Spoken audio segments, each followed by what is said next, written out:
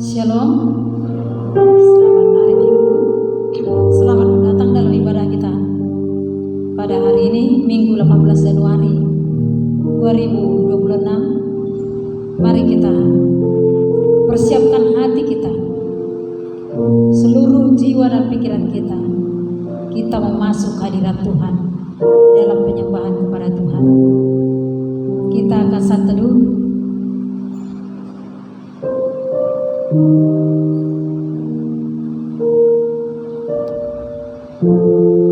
Mazmur untuk korban syukur. Bersorak-soraklah bagi Tuhan, hai seluruh bumi. Beribadahlah kepada Tuhan dengan sukacita. Datanglah ke hadapannya dengan bersorak-sorai. Masuklah melalui pintu gerbangnya dengan nyanyian syukur, ke dalam pelatarannya dengan puji-pujian. Bersyukurlah kepadanya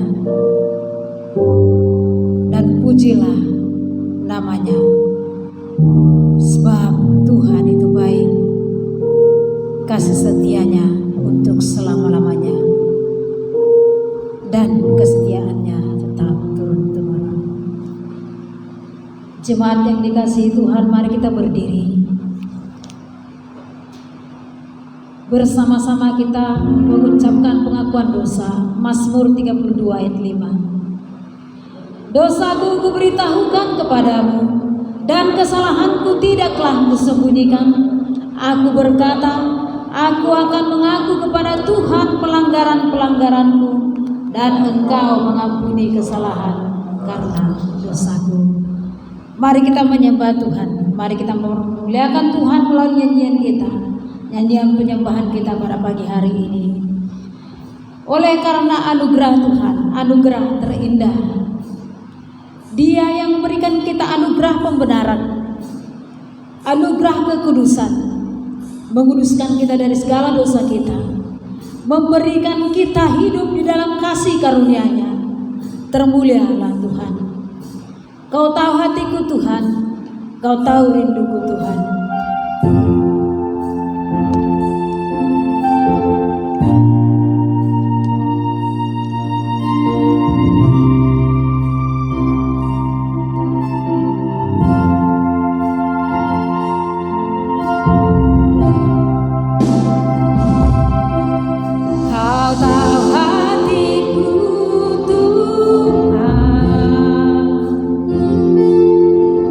Kau tahu rinduku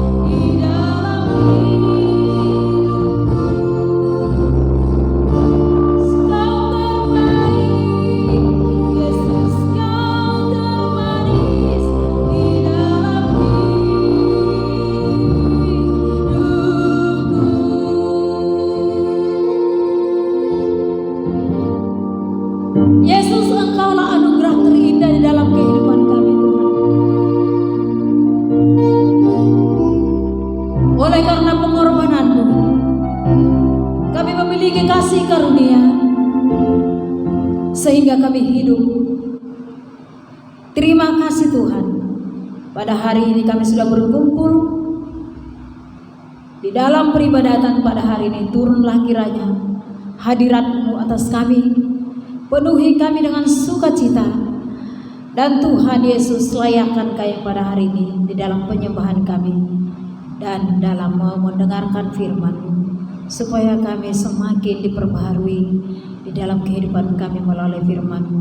Terima kasih Tuhan, kami akan memulai ibadah ini dari awal hingga akhir dalam penyertaan-Mu, hanya di dalam nama Yesus Kristus Tuhan kami.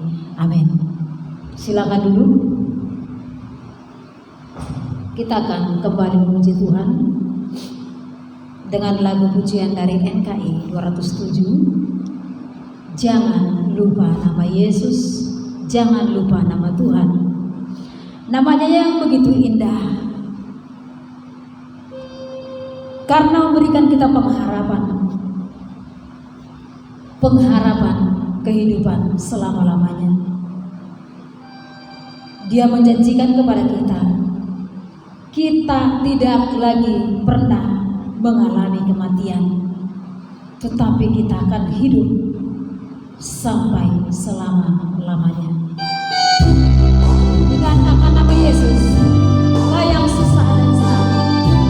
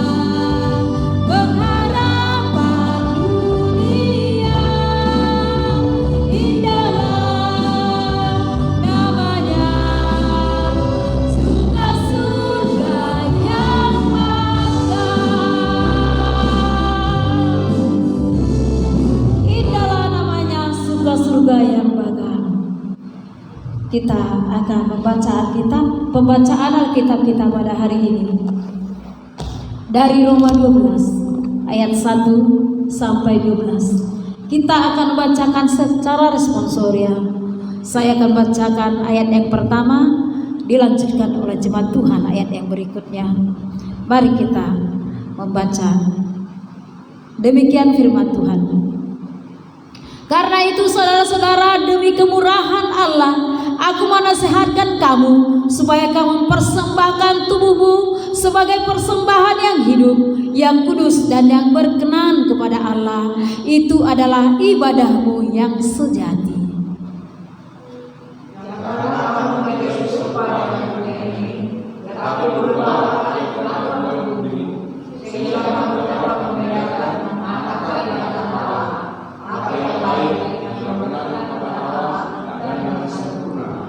Berdasarkan kasih karunia yang dianugerahkan kepadaku, aku berkata kepada setiap orang di antara kamu, janganlah kamu memikirkan hal-hal yang lebih tinggi daripada yang patut kau pikirkan, tetapi hendaklah kamu berpikir begitu rupa sehingga kamu menguasai diri menurut ukuran iman yang dikaruniakan Allah kepada kamu masing-masing.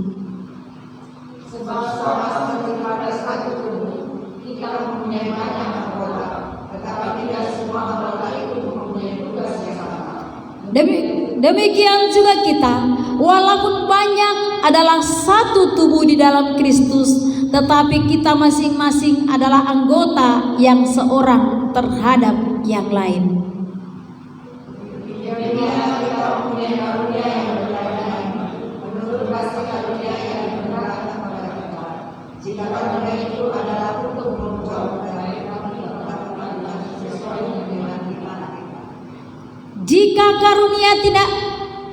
Jika karunia untuk melayani, baiklah kita melayani. Jika karunia untuk mengajar, baiklah kita mengajar. Jika karunia untuk menasihati, baiklah kita menasihati. Siapa yang melakukan sesuatu, hendaklah ia melakukannya dengan hati yang ikhlas. Siapa yang memberi bimbingan, hendaklah ia melakukan dengan menasihati. Siapa yang menunjukkan kemurahan, hendaklah ia melakukannya dengan sukacita. Hendaklah kasih itu jangan pura-pura, jauhilah yang jahat dan lakukanlah yang baik.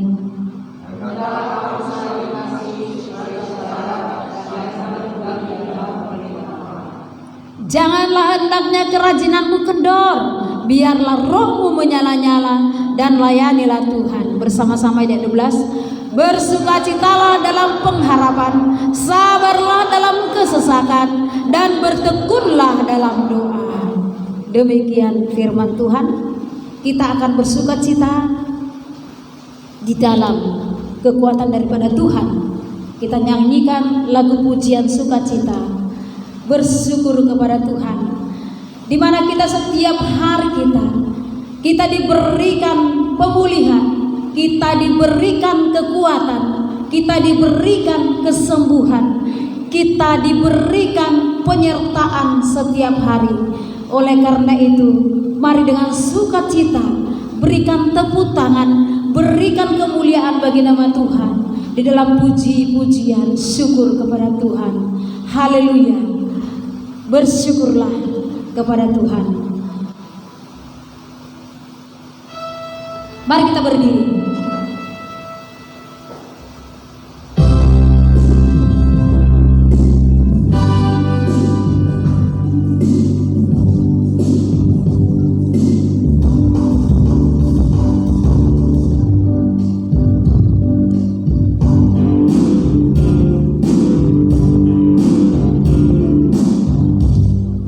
Biarlah yang segala bernapas memuji Sang Raja. Seluruh yang ada di muka bumi mempermuliakan namanya.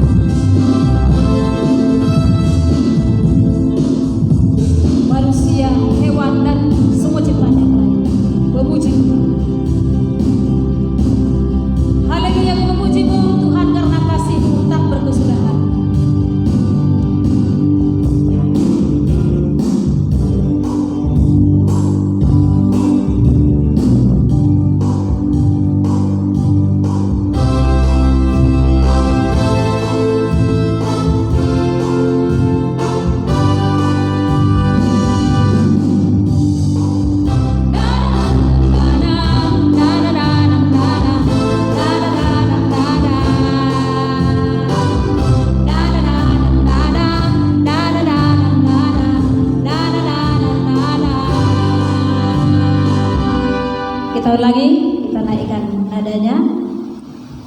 Kita boleh bertepuk tangan sambil kita tersenyum. Coba kita senyum.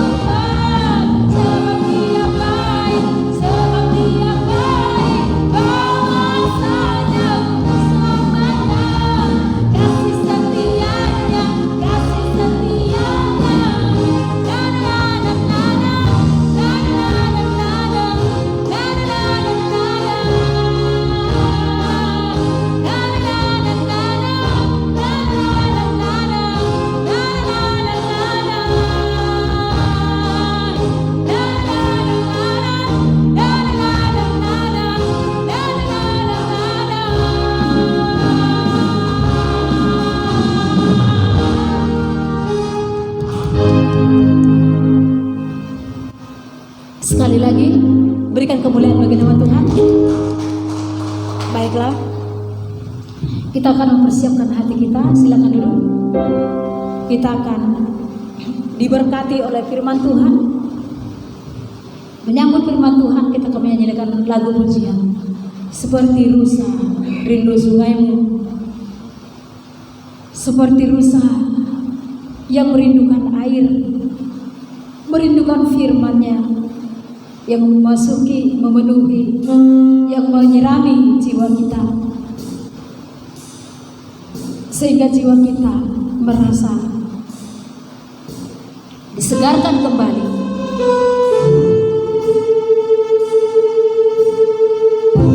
Dan memiliki kekuatan yang baru untuk menjalani hari-hari, untuk menyambut hari esok.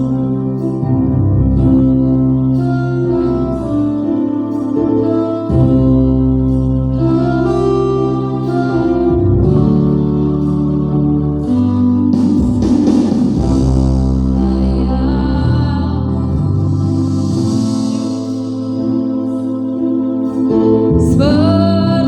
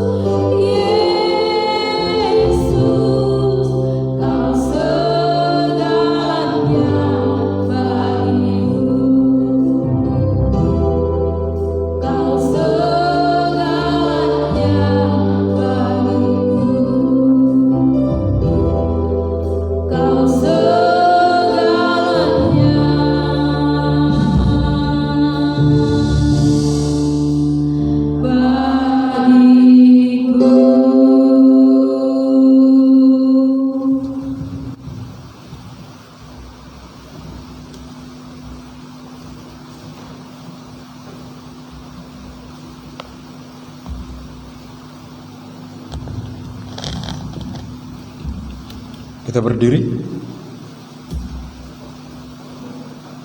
Mari kita berdoa. Bapa, terima kasih. Ini kami mau mendengarkan pengajaran dari firman Tuhan.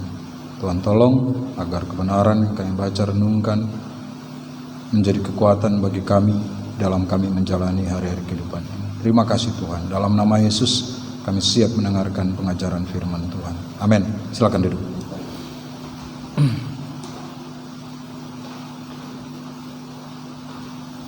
Shalom. Selamat siang. Kita bersyukur dalam anugerah Tuhan kita ada hari ini di dalam pertolongan Tuhan. Bapak Saudara, kita sudah memasuki minggu keberapa ini? Kedua, ketiga? Minggu ketiga ya. Hari ini tanggal 18 Januari 2026 dan juga kita bersyukur ini menjadi hari yang bersejarah. Ada momen yang indah bagi Pak John Peter ya, Tambunan dan Ibu Hotmaida Simarmata yang sudah mengambil keputusan untuk ambil bagian di dalam sakramen baptisan kudus. Bapak Saudara, tema kita hari ini dalam anugerah Tuhan kita akan melihat firman Tuhan sebagai petunjuk kehendak Bapa. Sepanjang tahun ini kita akan belajar bersama bagaimana kita lebih dalam mengetahui kehendak Bapa, dan terlebih daripada itu setelah kita tahu apa yang harus kita lakukan. Karena banyak orang yang terkadang gagal di dalam perjalanan imannya. Yang pertama, karena dia rajin berbuat tapi dalam kerajinannya dia tidak tahu apa yang seharusnya dia lakukan. Artinya kerajinan tanpa pengetahuan yang benar itu akan mendapatkan hasil yang minim. Banyak orang yang rajin bekerja, tetapi di dalam langkah-langkahnya dia hanya asal kerja. Kalau Paulus dia bilang, dia sebagai petinju, dia tidak bertinju memukul sembarangan. Ya.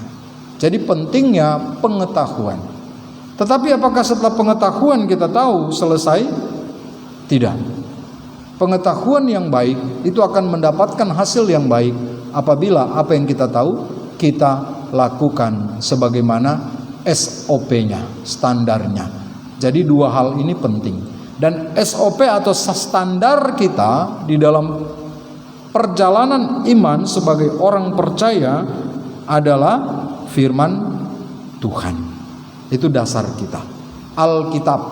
Apapun intelektual kita, apapun pengetahuan kita, bahkan yang sering kali menjadi acuan orang di dalam perjalanannya apa? Pengalaman. Apapun pengalaman keberhasilan kita masa lalu, kita tetap harus sesuaikan dengan firman Tuhan. Ada beberapa orang yang ketika kami sharing, diskusi, selalu mengacu kepada masa lalu. Pak, kan dulu seperti ini. Dan lebih beratnya lagi ketika mengacu kepada budaya. Kan nenek moyang kita melakukan seperti ini, kakek nenek kita melakukan seperti ini. Apakah itu standar kita sebagai orang Kristen? Tidak. Standar kita adalah firman Tuhan. Apapun yang kita lakukan, kita pikirkan, standar kita harus kembali kepada firman Tuhan. Baik. Petunjuk firman Tuhan sebagai petunjuk kehendak Bapa. Karena banyak orang yang selalu bertanya, apa yang Bapa kehendaki dalam kehidupan kita? Mau tahu kehendak Bapa? Kembali kepada firman Tuhan. Itu yang kita baca di dalam Roma pasal 12 tadi, ya. Nah, ini Bapak Saudara, petunjuk. Berbicara petunjuk, kalau gambar ini pasti kita tahu ya. Ini gambar apa? Google Maps. Nah, ada yang sering pakai Google Maps ini? Saya nggak tahu. Mami pernah pakai? Enggak ya. Ibu Lydia pernah ya? Jarang juga ya. Kalau saya sering pakai. Pak John pernah pakai Google Maps? Jarang juga ya. Bagus kalau jarang. Ya, artinya kita pasti akan jarang tertipu. Gitu ya. Saya beberapa kali pakai Google Maps itu terkesasar. Kami ingat saya, istri, anak-anak dulu waktu baru pertama kali di Pekanbaru, kami pakai Google Map, Sekarang kami tahu, rupanya kami dulu tuh keliling-keliling. Ikut Google Map. Pernah satu kali kami datang sampai di belakang rumah orang. Mau lewat, Google Map bilang apa? Belok kiri. Di belok kiri itu buntu, pisang-pisang loh. Gimana mau belok ini? Seperti itu Bapak Saudara. Ini Google Map ini. Nah rupanya memang walaupun teknologi ini sangat membantu, terkadang kalau dia nggak update itu bisa menyesatkan kita, ya. Sehingga saya suatu kali saking jengkelnya gitu, ketika dia bilang belok kiri, saya belok kanan biar dia tahu rasa gitu ya. Ujung-ujungnya apa? Sesat juga. Nah Bapak Saudara, ini situasi yang ada. Kita banyak petunjuk, Google Maps, GPS, AI, motivator, media sosial. Nah, tapi sayangnya ini, semakin banyak petunjuk, semakin banyak orang kehilangan arahnya, tersesat. Saking banyaknya, kita mau ikut yang mana? Bingung. Dalam kerohanian kita, hati-hati. Saking banyaknya pengajaran, kalau itu tidak berdasarkan firman Tuhan, akan membuat kita bingung mana yang benar. Pendeta sana bilang begini, pendeta ini bilang begini. Yang benar mana? Kembali kepada firman Tuhan, Alkitab, ya. Nah, banyak orang bertanya. Ini pertanyaan yang saya berharap di dalam pengajaran kita hari ini kita bisa mendapatkan jawabannya. Apa kehendak Tuhan atas hidup saya? Sudah tahu enggak? Apa yang Tuhan inginkan dalam kehidupan kita? Bagaimana membedakan suara Tuhan dengan keinginan pribadi?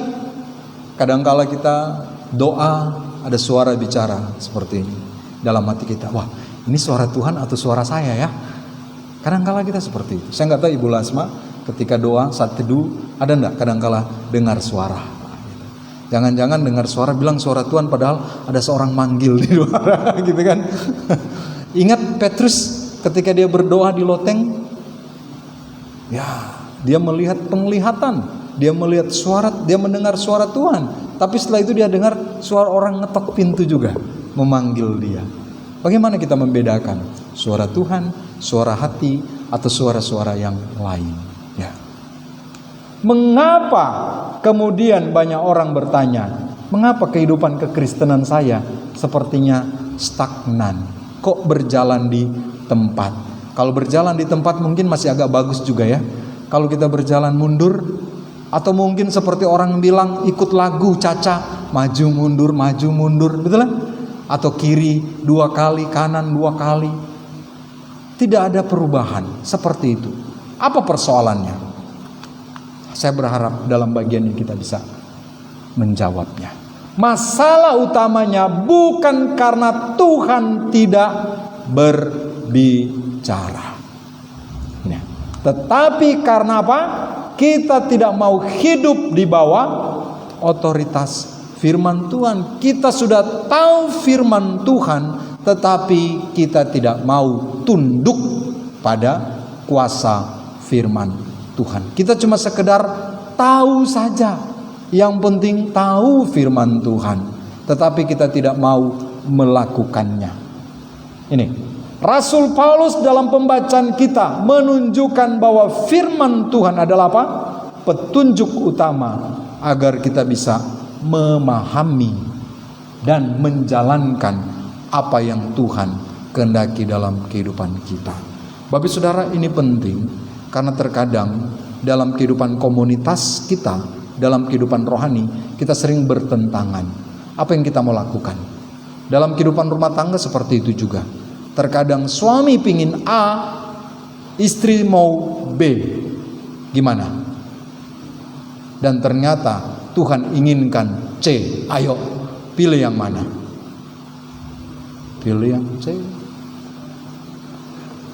Kalau Tuhan mau yang A, maka yang B harus menyesuaikan ikut yang A. Gampang tidak? Kalau mungkin antara pilihan A dan B, kemudian kehendak Tuhan C, itu gampang. Sama-sama keinginan kita tidak tercapai. Betul.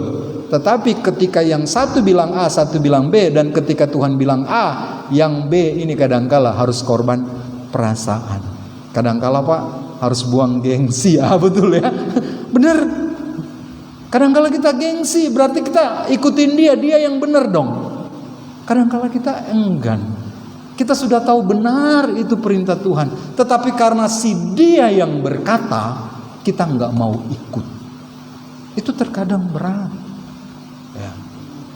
Tetapi ingat, kembali lagi, kalau kita mau menyenangkan Tuhan, yang perlu kita lakukan adalah tunduk pada otoritas firman Tuhan.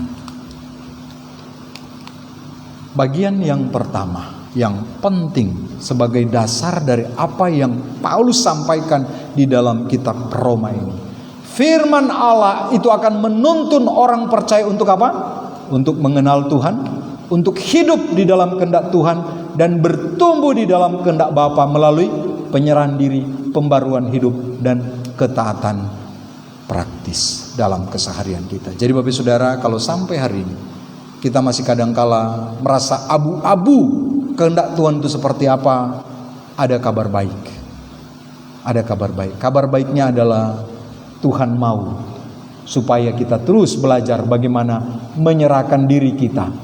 Tuhan mau, Tuhan beri kita kesempatan untuk mengalami pembaharuan.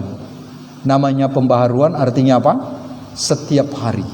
Yang lama kita terus kikis, yang baru kemudian yang kita terima di dalam perjalanan iman kita. Ingat tema besar Natal kita 2025 apa? Yesus Kristus datang untuk apa? Memperbarui dunia. Itu tema kita.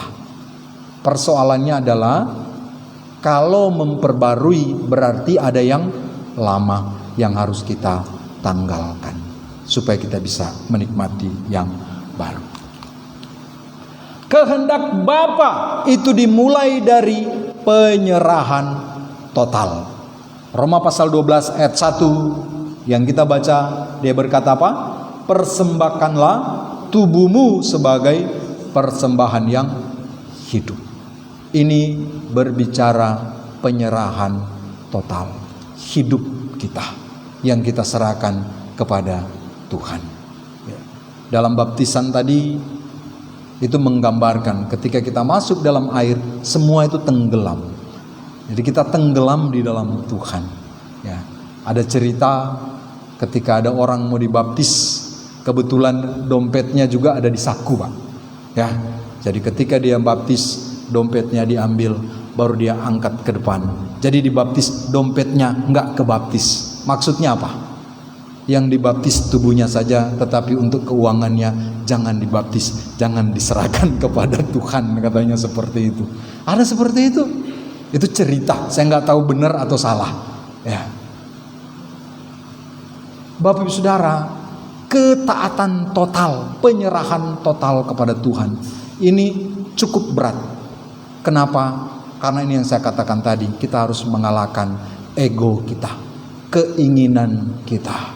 Ketika berbicara kehendak Tuhan dan itu rasanya bertentangan dengan kedagingan kita, disitulah terjadi peperangan.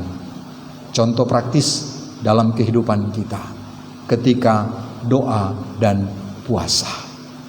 Ketika kita bilang kita doa puasa, artinya apa? Kita tidak makan dan minum. Nah, perut ini mulai keroncongan, betul? Kalau sudah puasa keroncongan, kriuk gitu.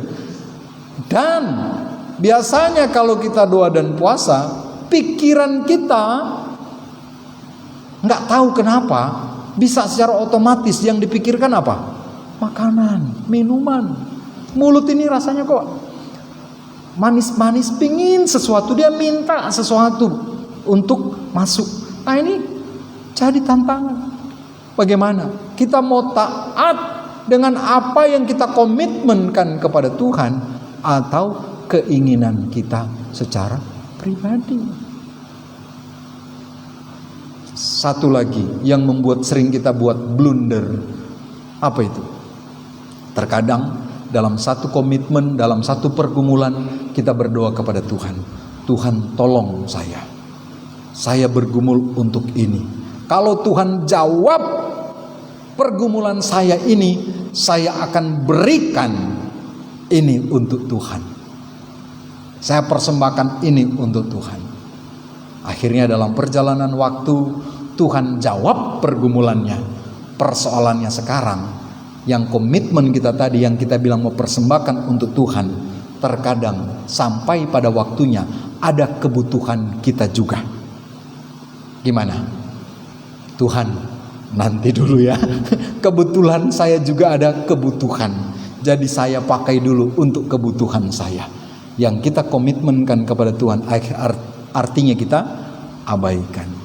Bapak Ibu Saudara, yakinlah, kalau kita sudah berani mengabaikan satu kali komitmen kita, maka kita akan bisa melakukan pengabaian berapa kali? 2 kali dan selanjutnya. Harus memerlukan tekad yang kuat, benar, apapun tantangannya, apapun kebutuhan pribadi saya, ketika saya komitmen kepada Tuhan, saya harus berikan itu untuk Tuhan. Bapak Saudara, ada beberapa orang yang saya layani seperti itu. Setelah komitmennya ini gagal, dengan pergumulannya terjawab, menjalani kehidupan dia rasanya aman-aman saja, tetapi badai tidak pernah berhenti dalam kehidupannya. Sehingga akhirnya apa? Berapa bulan kemudian dia telepon lagi ke saya. Pak, saya ada tantangan ini. Saya tanya dengan dia, gimana? Dengan pergumulan yang lalu, Tuhan sudah jawab. Komitmennya saya belum lakukan untuk Tuhan. Hati-hati. Akan menumpuk janji kita di hadapan Tuhan kalau kita sering mengabaikan, atau bahasanya tunda-tunda. Nah, sehingga saya bilang sama orang yang saya layani ini, jadi kalau kita mau buat komitmen harus benar-benar komit. Kalau kita nggak berani komit, jangan sekali-kali engkau buat komitmen janji di hadapan Tuhan. Sebenarnya Bapak Saudara, Tuhan minta enggak ketika kita buat komitmen itu di hadapan Tuhan? Tidak. Yang membuat kita komitmen di hadapan Tuhan siapa? Diri kita sendiri. Untuk menunjukkan kepada Tuhan dan kepada orang lain bahwa kita sungguh-sungguh. Itu sebenarnya hanya sebagai satu bagian untuk refleksi diri kita di hadapan orang lain. Yang terkadang itu yang saya bilang tadi, membuat kita blunder, serangan balik ke kita. Bukan berarti kita nggak boleh membuat komitmen atau janji, itu penting. Tetapi ingatlah, ketika kita buat komitmen, tekad kita yang utama adalah melakukan. Ketika kita dalam persimpangan mau lakukan atau tidak, bagian utama adalah lakukan. Masalah gagal kita melakukan itu urusan berikut. Tetapi komitmen kita harus lakukan di hadapan Tuhan. Ya, nih. Kata persembahan yang kata tadi, persembahkanlah tubuhmu sebagai persembahan yang hidup, yang kudus dan yang berkenan di hadapan Allah. Ini artinya apa? Penyerahan sepenuhnya dan terus menerus, bukan cuman sekali. Itulah yang saya katakan kabar baik untuk kita. Ada proses terus menerus. Kalau hari ini kita gagal, berarti masih ada kesempatan besok. Ya, terus menerus. Kalau hari ini satu bagian yang sudah berubah, jangan pikir sudah selesai total, belum. Hari ini Pak John, kita sudah mengambil keputusan menyerahkan diri kepada Tuhan, bebas dari dosa. Tapi besok ada tantangan lagi bagi kita untuk jatuh di dalam dosa. Ada tantangan, ada godaan. Bagaimana? Terus bergumul di hadapan Tuhan, terus bertumbuh di dalam Tuhan. Hari ini kita tahu, oh ternyata berkata seperti ini tidak baik, berbuat seperti ini tidak baik. Setelah kita berhasil gimana? Sudah berhenti? Kita anggap sempurna? Tidak. Setelah itu kita akan dalam komunitas, dalam pertumbuhan pengetahuan, kita akan firman Tuhan, kita akan dapati lagi. Ternyata yang mungkin yang selama ini kita anggap baik dan terus kita lakukan, ternyata itu tidak baik. Melalui apa? Melalui Alkitab, firman Tuhan, kita akan tahu. Jadi ini penyerahan, persembahan terus menerus. Dan yang Tuhan inginkan ini bukan korban mati, tetapi korban hidup. Hidup yang mau dipakai Tuhan setiap hari. Ketika kita bilang persembahan, apa yang dalam pikiran kita? Kita akan memberikan persembahan. Dalam pikiran kita apa yang kita berikan? Uang lah. Iya kan? Kita akan memberikan persembahan. Dalam pikiran kita apa yang kita berikan? Uang. Cuma uang yang kita persembahkan. Nah, terbalik dengan yang tadi. Kalau yang bapak tadi ketika dia dibaptis, dompetnya, uangnya dia nggak mau dibaptis, gitu ya. Dia belum serahkan kepada Tuhan. Tapi ada yang sebaliknya. Ada orang pikir ketika mempersembahkan uang saja yang dipersembahkan, sedangkan dirinya enggak. Akibatnya apa? Jarang ke gereja, tapi persembahan lancar. Gitu ya. Uang persembahan lancar. Pak, bapak aja yang pergi gereja ya. Saya enggak, ada kegiatan. Titip ya persembahan saya, gitu kan. Yang penting persembahan datang. Pak, ibu, saya enggak pergi ke gereja, persembahan titip ya. Bapak saudara, korban yang Tuhan inginkan itu bukan korban yang mati. Yang Tuhan inginkan bukan uang kita, bukan apa yang kita ingin berikan kepada Tuhan, tetapi yang Tuhan inginkan apa? Hidup kita, diri kita. Itu yang Tuhan inginkan. Kalau kita bisa memberikan persembahan hidup kita kepada Tuhan, yakinlah kita nggak akan pelit. Kita nggak akan ragu untuk memberikan sesuatu bagi pekerjaan Tuhan. Tetapi kalau kita hanya berpikir persembahan itu persembahan yang mati, kita akan ragu. Dan terkadang kita bisa berpikir Tuhan berhutang dengan kita. Kadangkala kita berpikir kita telah melakukan jasa yang besar untuk Tuhan. Kan saya yang sudah memberikan persembahan, kan saya yang menopang gereja itu. Wah, itu berbahaya Bapak Saudara, ya. Yang ketiga, ibadah yang sejati yang Tuhan inginkan adalah ibadah yang rasional, yang sadar dan taat. Ibadah kita Bapak Saudara di dalam tuntunan Allah Roh Kudus, tetapi tidak menghilangkan rasional kita. Ya, ada orang yang terkadang di dalam ibadah kemudian dia bilang, Tuhan berbicara, seluruh isi dompetmu berikan kepada Tuhan. Bapak Saudara, kalau kita dapat suara begitu, kita mau beri atau enggak? Pak John, pikir-pikir dulu. Kami pernah ikut KKR, teman saya. Kami ikut KKR baru dia bilang gini, Tuhan bicara dengan saya. Pokoknya semuanya dia kasih, benar. Ketika dia bilang begitu dia kasih sama Tuhan semua. Pulang dia apa? Jalan kaki, betul-betul enggak ada uang sama sekali. Jadi dia kasih semua sama Tuhan. Dia kasih pulang jalan kaki. Dia dipenuhi dengan sukacita untuk itu. It's good. Itu tidak masalah. Tapi hati-hati Bapak Saudara, ya, hati-hati. Harus sesuai dengan rasional kita, logika kita. Ya, ada orang yang ketika dia berdoa dalam ibadah, ini kesaksian beberapa orang, dia bilang apa? Kasih cincin emasnya. Dia kasih, dipersembahkan cincin emasnya, benar.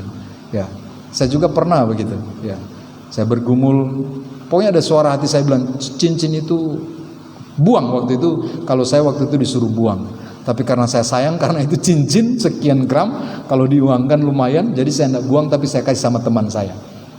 Artinya tidak pada saya. Ini, Tuhan ada bicara sesuatu dengan saya, cincin itu harus jauh dari saya, buang, saya kasih sama kamu, terserah kamu mau buat apa. Akhirnya Bapak Saudara, ternyata dalam kesaksiannya, ketika dia berdoa, dari cincin itu ada kuasa yang jahat.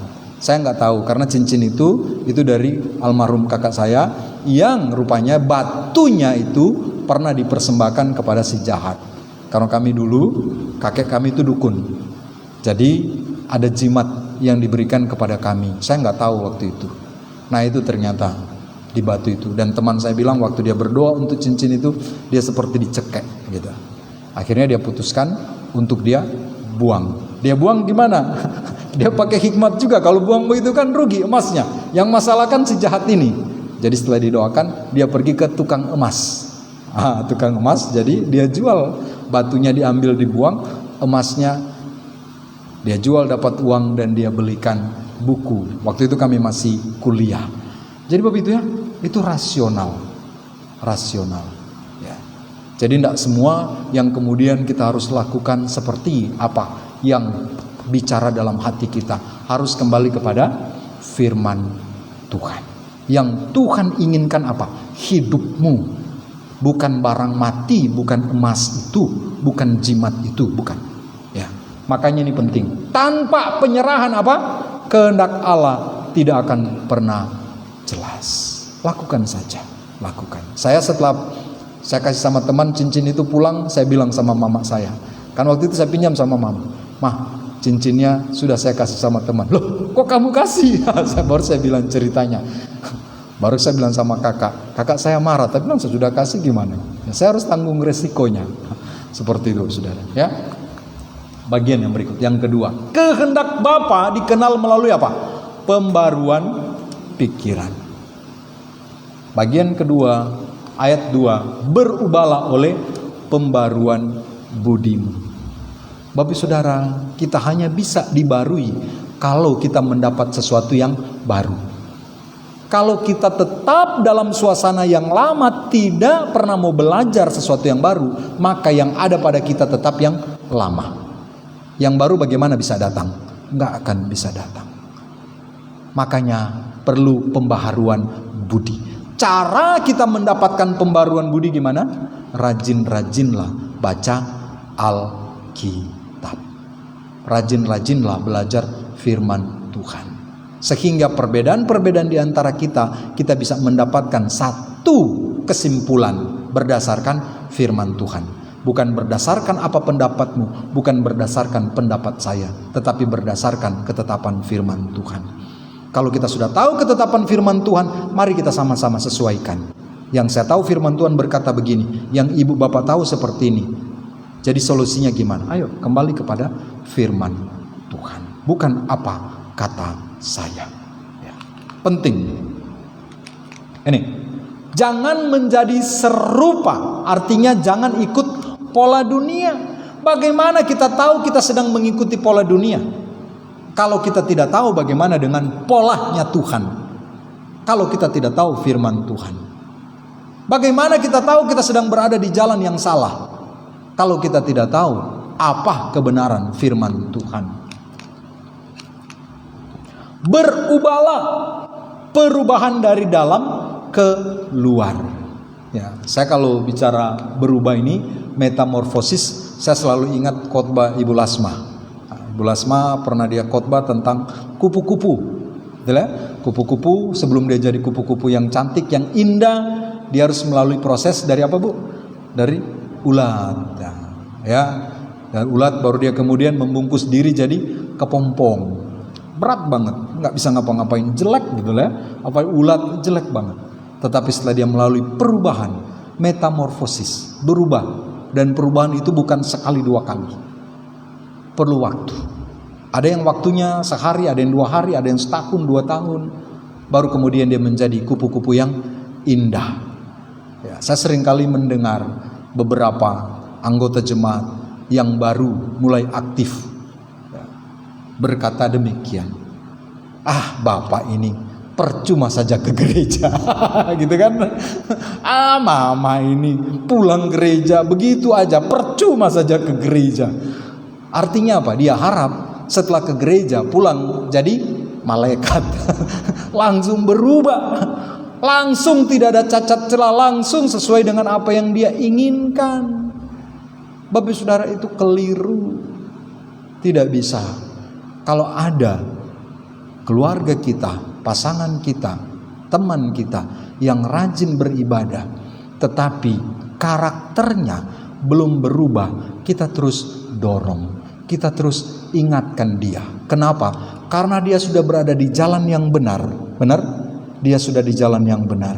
Tetapi dia masih perlu topangan. Dia perlu dorongan. Sehingga apa yang dia tahu melalui firman Tuhan, perlahan-lahan itu bisa terwujud dalam kehidupannya. Kalau kita bilang percuma Bapak ke gereja dan dia ikuti kata ibu percuma ke gereja, dia pindah pergi kemana? Ke diskotik. Gitu ya, ke pub. Ayo, mau enggak Ibu? Lebih parah enggak nanti? Tapi kemudian ibu bilang, "Wih, setelah Bapak rajin ke pub, kayaknya banyak perubahan Bapak. Wah, itu nonsen, itu omong kosong. Itu bisa jadi apa? Seperti serigala berbulu domba. Oh, itu bahaya banget Bapak Saudara. Itu sangat berbahaya ya. Nanti ketahuan itu sudah celaka berat ya. Jadi ini ya, perubahan dari dalam keluar, bukan sekedar tampilan. Ya, serigala berbulu domba itu kan tampilannya bagus, kelihatan alim, tapi di dalamnya sangat jahat ya, sangat jahat. Bapak Saudara, saya senang dengan beberapa jemaat yang terbuka, yang terus terang. Pak, saya masih seperti ini ya, saya seperti ini, dalam karakter begitu, memperlihatkan apa adanya dengan satu kerinduan untuk mengalami perubahan, daripada kemudian kita lihat baik-baik saja, tetapi ternyata di balik itu banyak masalah yang terselubung. Tahu-taunya sudah pang, seperti bom yang kemudian meledak. Akibatnya itu sangat berat banget ya. Jadi sebisa mungkin dari awal ketika itu masih kecil, kita perlu selesaikan sebelum itu membesar. Pembaruan pikiran terjadi melalui apa? Firman dan Roh Kudus, bukan emosi atau tren rohani. Kadangkala banyak orang berubah kelihatan hanya ikut apa? Tren, atau hanya karena emosinya. Emosi kita berubah-ubah. Kadangkala kalau dalam ibadah, dalam pujian penyembahan, kadangkala emosi kita tersentuh, bukan? Ya. Sehingga kita apa? Menangis. Kita terseduh-seduh. Aduh Tuhan, terima kasih Tuhan. Nah, betul ya? Wah, orang yang lihat gimana? Wih, sepertinya dia dijamah Roh Kudus. Bisa jadi iya. Bisa jadi hanya emosinya yang kemudian tersentuh. Tapi kalau hanya berhenti sampai di emosi, tidak mau melanjutkan kepada ketaatan untuk dituntun oleh firman dan Roh Kudus, yakinlah air mata kita gak akan pernah habis untuk menangis dan menangis tanpa ada perubahan ya. Atau tren rohani, ikut-ikutan saja. Orang datang ibadah seperti ini, ikut KKR sana sini, tapi hanya untuk sekedar tren saja ya. Pujian, datang persembahan pujian, vokal grup, kadang-kala seperti itu, ikut-ikutan saja. Bapak Saudara, tidak ya, harus dari mana? Pembaruan dari dalam, diwujudkan karena kita mau taat kepada firman Tuhan. Nah, kita baca bersama 3. Orang yang pikirannya diperbarui oleh firman akan mampu membedakan kehendak Allah yang baik, berkenan, dan sempurna. Itu yang Tuhan bilang, berubahlah oleh pembaharuan budimu, supaya kamu tahu mana kehendak Allah, apa yang baik, apa yang sempurna di hadapan Tuhan ya. Dan yang ketiga, yang terakhir, kehendak Allah dinyatakan dalam kehidupan yang melayani dan mengasihi. Jadi yang pertama, kehendak Allah itu kita tahu dari apa? Firman Tuhan. Otoritas, tunduk pada otoritas. Kita tahu bahwa firman Tuhan itu adalah firman yang dari Allah, yang ketika itu diperintahkan, itu pasti akan terjadi. Yang kedua, kehendak Allah diwujudkan dengan apa? Ketaatan kita kepada Tuhan ya. Mau taat kepada firman Tuhan dengan terus dibaharui pikiran kita. Izinkan seberat apapun, sedalam apapun pengetahuan kita tentang kehidupan dunia, bahkan mungkin budaya-budaya masa lalu, izinkanlah itu dibaharui dalam kehidupan kita. Dan yang terakhir, kehendak Bapa dinyatakan dengan ini, mau melayani dan mengasihi ya. Jadi bukan sekedar tahu, tetapi ada actionnya, ada hal yang kita lakukan untuk Tuhan ya. Ibu Lydia, terima kasih pagi-pagi mau ikut serta menjadi saksi di dalam pembaptisan. Ini wujud yang sebenarnya sederhana saja ya. Pergi ndak pergi, kadang-kala kita pikir ndak ada bedanya mungkin, betul?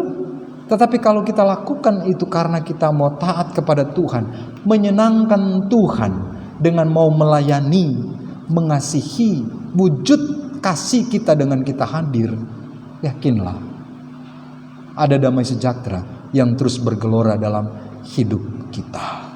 Ya, Ibu Lasma pagi-pagi nggak tahu dari sana jam berapa Bu berangkatnya? Jam 6, setengah 6, jam 6 lewat ya. Yang jauh duluan nyampe. Kami yang dekat malah belakangan nyampe. Gitu ya. Bapak Saudara, itu hal yang sederhana. Ya. Tapi kalau kita melakukan sebagai wujud taat pada kehendak Tuhan, mengasihi, melayani Tuhan, maka kita ada di dalam track yang benar. Ya. Apa yang Tuhan inginkan? Kita hidup apa? Rendah hati, melayani sesuai karunia yang Tuhan berikan kepada kita, dan kasih yang tulus dan hidup yang menghasilkan buah. Kita nggak akan pernah menghasilkan buah kalau kita tidak ada di dalam satu komunitas, satu persekutuan. Baiknya, rindangnya mungkin pohon kehidupan kita, tapi kalau kita tidak ada dalam satu komunitas, buah itu tidak akan pernah dinikmati. Ingat, pohon itu berbuah, yang nikmati siapa? Pohon itu atau yang lain? Orang lain, bukan pohon itu. Pohon itu berbuah untuk dinikmati oleh orang lain. Dia menghasilkan buah. Jadi Bapak Saudara, kalau selama ini kita sudah menikmati kebaikan-kebaikan Tuhan, rohani kita sudah berbuah, kita sudah menikmati damai sejahtera Tuhan, kita sudah mengalami kecukupan dari Tuhan, puji Tuhan, itu baik. Tetapi ingat, kalau engkau buahmu belum dinikmati oleh orang lain, berarti tugas kita masih besar. Siap menjalankan perintah Tuhan, kehendak Tuhan? Ini tugas kita, siapapun kita, tanggung jawab kita bersama. Dan ingatlah, ketika kita melakukan tanggung jawab kita, menyenangkan, melakukan kehendak Bapa, maka yang akan mengembalikan, membalas segala ketaatan kehendak Tuhan yang kita lakukan siapa? Saya atau Bapa yang kepadanya kita melakukan, kita taat? Siapa? Bapa. Bapa di sorga. Ketika anak taat melakukan apa yang orang tua berikan, ia akan memberikan apresiasi siapa? Orang tua, bukan orang lain. Karena orang tua tahu dia sudah melakukan apa yang orang tua inginkan. Demikian juga dengan kita. Ketika kita melakukan apa yang Tuhan inginkan, apa yang Tuhan kehendaki, maka ia akan membalaskannya siapa? Tuhan yang kepadanya kita melakukan. Ya.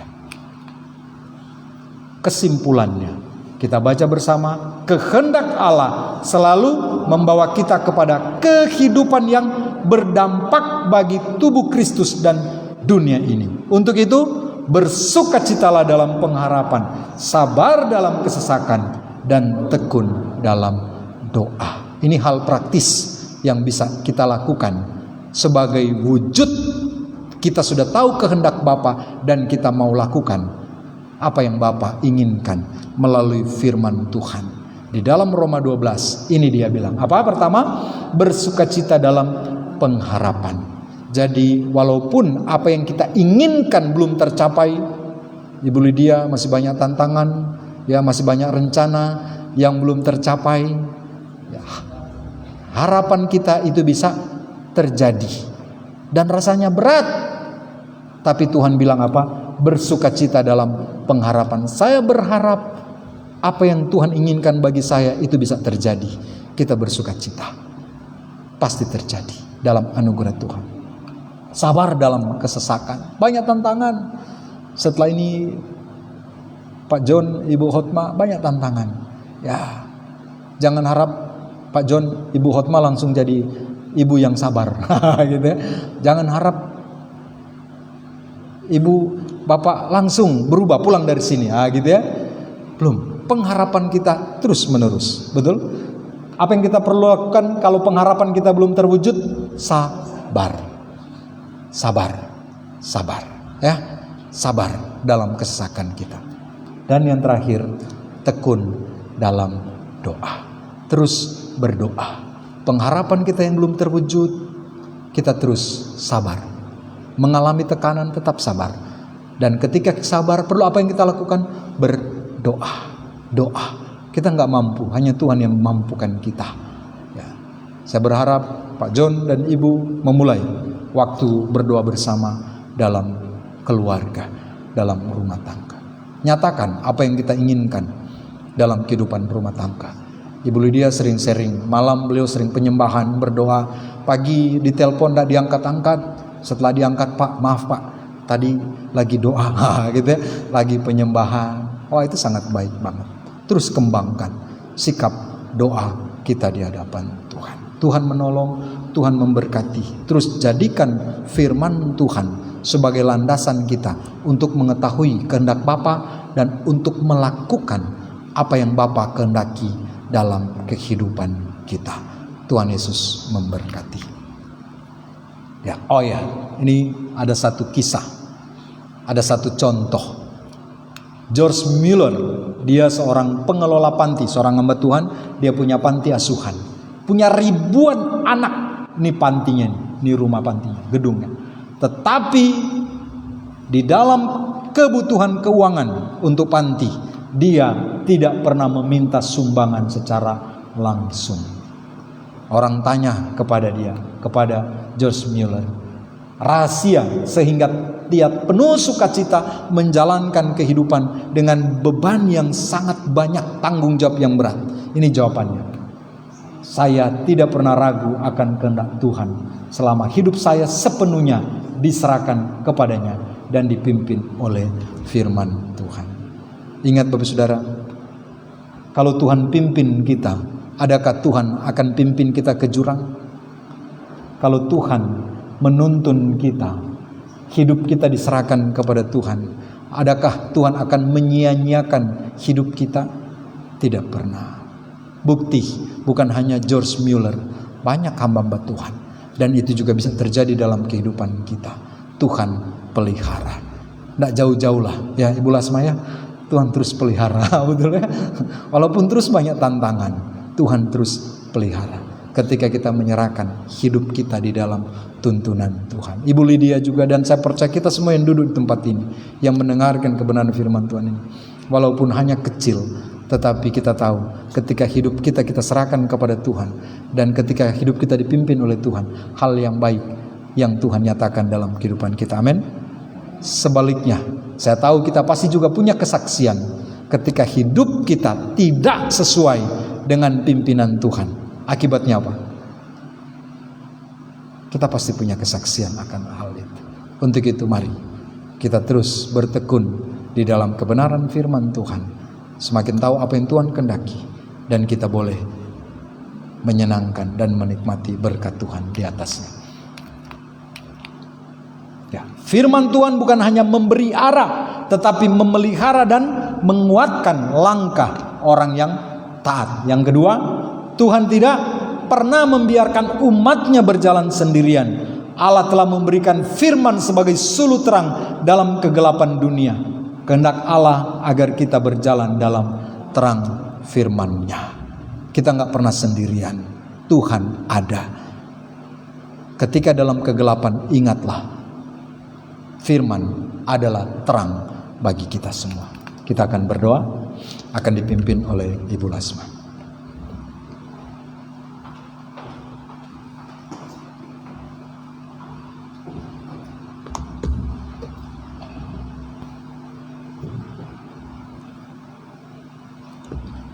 Mari kita merendahkan hati kita. Kita berdoa dan menyampaikan syafaat kita. Tuhan, kami bersyukur pada hari ini. Bersyukur atas penyertaan-Mu di dalam kehidupan kami di hari yang lalu, serta firman Tuhan yang kami telah dengarkan, di mana firman mengajari kami untuk memilih arah yang tepat, memilih arah yang benar. Dunia ini Tuhan menjanjikan banyak arah yang berbeda-beda untuk kami ikuti, tetapi biarlah kami fokus, biarlah kami hanya masuk di dalam pemeliharaan Tuhan, otoritas Tuhan, melalui firman-Mu memelihara hidup kami, memperbarui hidup kami, sehingga kami mampu melayani dan mengasihi satu dengan yang lainnya. Terima kasih Tuhan, terima kasih. Kami tahu firman-Mu yang hidup akan menghidupkan kami setiap waktu, setiap saat. Jika kami meninggalkan Engkau, kami akan lemah, kami seperti orang kelaparan, dan kami akan seperti orang kehausan yang tidak memiliki tenaga. Tetapi jika kami bersama Tuhan, kami akan dikenyangkan, kami akan kuat, kami akan tidak merasa kehausan lagi, karena Engkau mencukupkan bagi kami. Terima kasih Tuhan, terima kasih. Terima kasih buat firman-Mu pada hari ini. Kami juga berdoa buat jemaat-Mu ya Tuhan yang berada di tempat ini. Baik mereka yang tidak bisa ikut, mereka mengikuti secara online. Kami mau Tuhan Yesus Engkau melawat kehidupan kami dan kehidupan mereka. Biarlah Engkau yang menyertai kehidupan para jemaat-Mu di dalam kehidupan mereka, usaha mereka, pekerjaan mereka, rumah tangga anak mereka, Tuhan, kesehatan mereka. Biarlah di dalam penolongan Tuhan, biarlah di dalam otoritas Tuhan. Terima kasih Tuhan, terima kasih. Kami rindu jemaat ini Tuhan bertumbuh setiap waktu, terutama bertumbuh di dalam iman sebagai kualitas daripada kami mengikut Tuhan setiap waktu. Terima kasih Tuhan. Kami juga tidak mungkiri, kami rindu kami bertumbuh secara kuantitas Tuhan, secara jumlah Tuhan. Engkau Tuhan banyak melihat orang-orang di sekitar kami yang belum datang kepada Yesus, dan kami merindukan mereka, karena hanya Engkau yang bisa mendatangi mereka melalui kehidupan mereka, hati dan pikiran dan mimpi-mimpi mereka, untuk mereka datang ke tempat ini memuji muliakan Tuhan serta menyerahkan hidupnya seseluruhnya kepada Tuhan. Terima kasih Tuhan. Kami tahu Engkau luar biasa Tuhan. Terima kasih Tuhan Yesus. Pada hari ini juga kami berdoa ya Tuhan, Bapa kami, untuk hamba-Mu yang melayani tempat ini, Bapak Pendeta Felix bersama keluarga, semua yang ada di pastori Tuhan. Tuhan Engkau memelihara kehidupan hamba-Mu di dalam visi, di dalam kehidupan keluarga, kebutuhan apapun yang mereka perlukan Tuhan, Engkau mencukupkan, Engkau memberikan kekuatan, kesehatan. Terima kasih Tuhan, sampai hari ini hamba-Mu Engkau pakai pelayanan dengan luar biasa. Dan kami juga berdoa ya Tuhan pada saat ini untuk pelayanan di Gereja Air Hitam juga Tuhan terus menolong, supaya pelayanan di Air Hitam juga Tuhan Yesus dapat menyumbangkan kemuliaan bagi nama Tuhan. Terima kasih Tuhan, Engkau yang memberikan karunia anugerah, Engkau yang bisa melayakkan Tuhan. Kami tahu Engkau begitu baik. Kami juga berdoa Tuhan untuk seluruh program di gereja ini, program yang dilakukan untuk pelayanan dan pengembangan di gereja ini Tuhan. Engkau pasti turun tangan, Engkau Tuhan pasti turut campur tangan Tuhan Yesus, untuk Tuhan Yesus memberikan pertumbuhan di tempat ini Tuhan Yesus. Terima kasih Bapa yang baik. Dan kami juga berdoa ya Tuhan pada saat ini buat gereja Gema Injil yang ada di seluruh Indonesia, baik para hamba-Mu di gereja-gereja lokal dan para jemaat, para pemimpin pusat, wilayah dan daerah. Tuhan berkati mereka. Terima kasih Tuhan, terima kasih Bapak yang baik. Kami juga berdoa buat lingkungan kami yang ada di tempat ini Tuhan Yesus. Biar Engkau Tuhan Yesus memberkati setiap lingkungan kami, baik orang yang hidup dalam kegelapan, baik orang yang terhilang, baik orang yang belum mendengarkan Injil, supaya mereka Tuhan mendapatkan berkat keselamatan, berkat Injil sukacita, bahkan kelepasan dari kuasa kegelapan, dan Tuhan Yesus kembali kepada jalan yang benar. Terima kasih Tuhan, terima kasih Bapak yang baik. Kami juga tidak lupa berdoa ya Tuhan Yesus buat bangsa dan negara ini Tuhan Yesus. Tuhan, bangsa kami adalah bangsa di mana ada anak-anak-Mu, di mana ada kerajaan-Mu di tempat ini. Satu hal yang paling kami rindukan ya Tuhan Yesus, biarlah bangsa Indonesia ini dari Sabang sampai Merauke Tuhan akan terpancar kemuliaan Tuhan, terima kasih para pejabat, presiden, sampai semua jajaran, semua yang berkenaan di dalam pemerintahan negara Republik Indonesia ini. Tuhan, hanya Engkau yang bisa menguatkan, hanya Engkau yang bisa merubahkan hati, pikiran setiap orang. Engkau bisa mengendalikan. Tuhan, kerinduan kami, biarlah Engkau pakai mereka untuk kesejahteraan, untuk kedamaian, untuk kemakmuran bangsa dan negara kami ini. Taruhkan rasa takut akan Tuhan dalam hati mereka, sehingga mereka bekerja dengan jujur dan bertanggung jawab untuk bangsa dan negara ini. Lindungi bangsa kami Tuhan dari Sabang sampai Merauke. Jauhkan dari mara bahaya, dari penyakit sampar. Tuhan, pada saat ini masih ada yang terkena dampak banjir Tuhan, bencana alam Tuhan. Kami tetap berdoa kepada mereka dengan tidak lelah-lelahnya, karena kami Tuhan Yesus hanya berpengharapan kepadamu. Engkau memiliki kekuatan yang luar biasa. Engkau yang bisa menggerakkan, Engkau yang bisa menghentikan Tuhan Yesus. Oleh karena itu Engkau yang menolong mereka, Engkau yang menyertai mereka, Engkau yang menghibur mereka, Engkau yang memulihkan kehidupan mereka. Terima kasih Tuhan, terima kasih. Doa ini Tuhan Yesus kami serahkan ke dalam tangan pengasihan-Mu. Biarlah Tuhan yang telah mendengarkan dan memberkati kami dalam setiap permohonan dan doa kami. Di dalam nama Yesus Kristus Tuhan kami. Amin.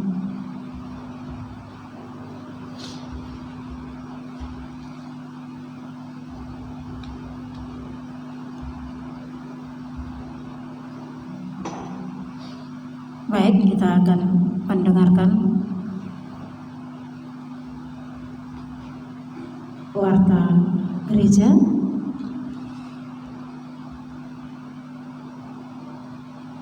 Sebelumnya, terima kasih atas kehadiran Bapak Ibu Saudara yang terkasih.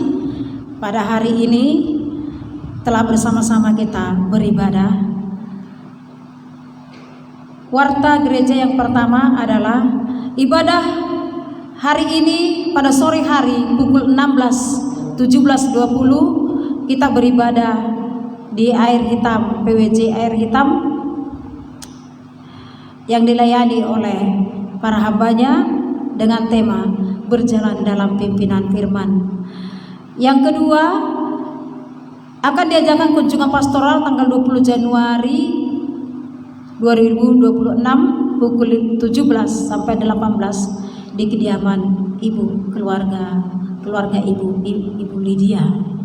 Yang ketiga, ibadah di Sanggole diadakan pada Rabu 21 Januari 2026 mulai pukul 8.45 sampai 9.15, dilayani oleh hambanya Evangelis Lasma. Dan yang berikutnya, yang keempat, ibadah umum Minggu 2026 25 Januari seperti biasa pada tahun ini dimulai pukul 9.30 sampai 11, dilayani para hambanya dengan tema komunitas sebagai petunjuk medium kehendak Allah. Demikian warta gereja. Kita akan membacakan 1 Tawarikh 29. Sebelum kita menyampaikan persembahan kita, mari kita berdiri. 1 Tawarikh 29 ayat 14. Sebab siapakah aku ini dan siapakah bangsaku, sehingga kami mampu memberikan persembahan sukarela seperti ini? Sebab daripada mula segala-galanya, dan dari tanganmu sendirilah persembahan yang kami berikan kepadamu. Kita memuji Tuhan sambil menyerahkan persembahan. Betapa hatiku berterima kasih Yesus. Ucapan terima kasih kita, syukur kita kepada Tuhan atas segala kasih setianya dalam kehidupan kita.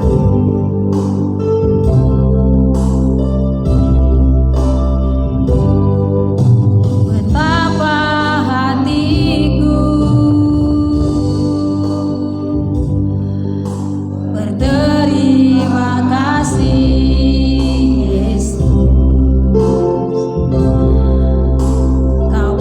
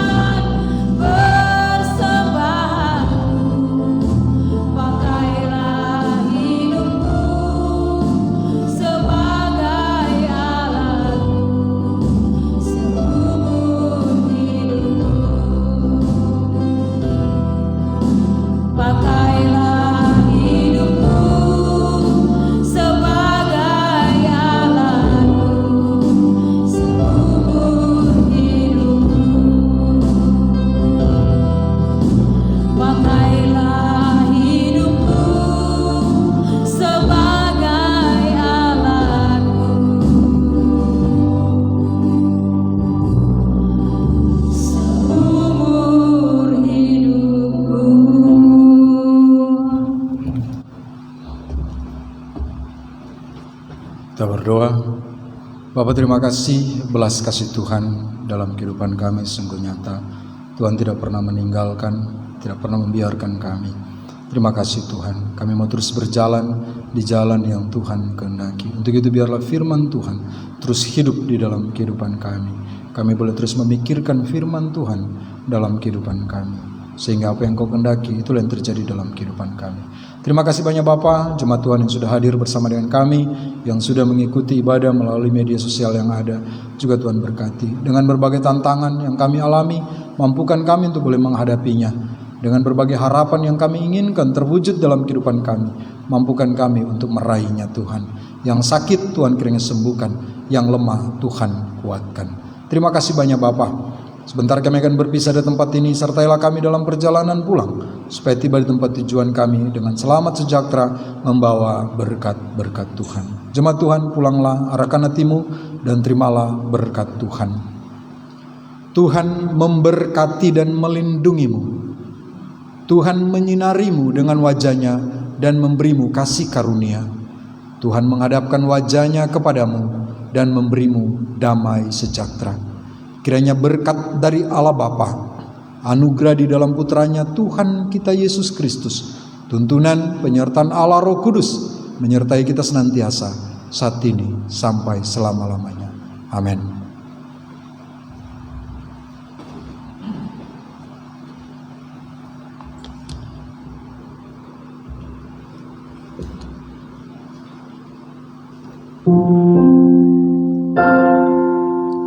Surga dan bumi pujilah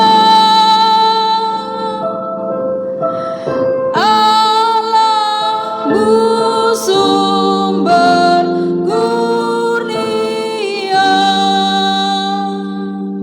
Seluruh makhluk puji Sang Bapa, Anak, Roh Kudus.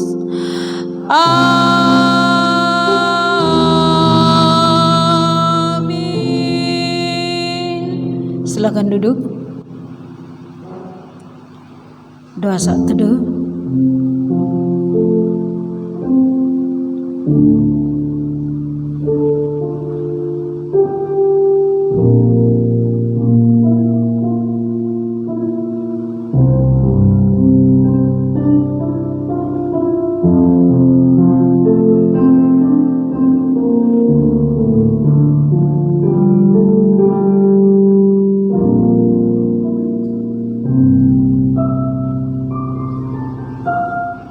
Terima kasih, sampai bertemu kembali. Tuhan Yesus menyertai. Shalom. Shalom.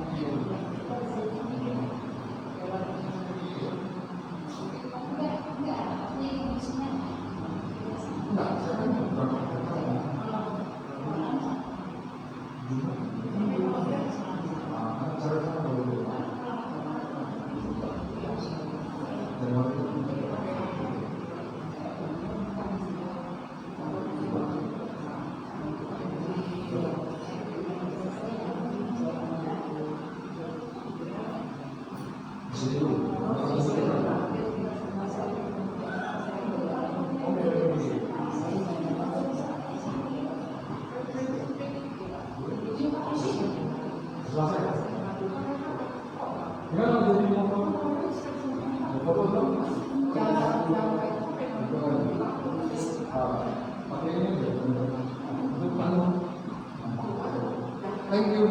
you.